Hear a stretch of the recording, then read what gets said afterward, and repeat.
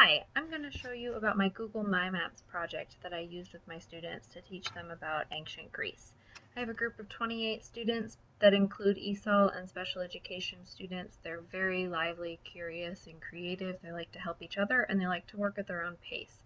I used Google MyMaps because for this unit in particular, it was very important for students to have a map as a jumping off point because Greece as a group of different city-states developed as a result of their surrounding water and the fact that they were geographically isolated from many other places. So I wanted students to be constantly going back to this concept of a map so that they were able to truly start to recognize and identify the different landforms, but also be able to see the fact that their geography played a role in their cultural and economic development over the years. One thing that I was able to do as a result of using Google Maps was I was able to provide a link for students to click on so that they could actually go and see what it was like to walk around the Acropolis, so that even though they were sitting at their desk in the classroom, they still felt like they were going on a field trip and they could see really the beauty of the architecture that the ancient Greeks were known for. There were three areas that I focused on within this unit. The first was geography, like I just talked about.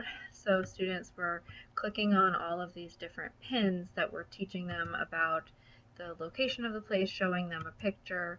The second part that students were focusing on was the important contributions.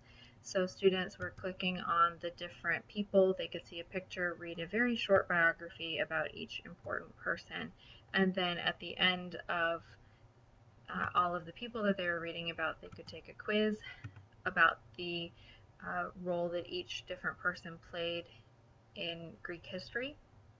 So that was one way that I was able to assess the students. The third section that I needed students to focus on was Greek mythology. So they were able to see where Mount Olympus was. This was another area where they could go and actually walk around the top of Mount Olympus, and they had a lot of fun with that. I also created an online reading list for students so that when they were reading on MyOn, they could see that there was books that were assigned to them, and they could choose four that they needed to read, and then they had to illustrate it. That was part of an assessment as well, and I could see when students completed their reading assignment. The last assessment that I used online for students was they went to Wixie and they created a picture definition of these 6 vocabulary words based on what they were learning on the computer, but also in class with me, because this is part of a blended learning unit.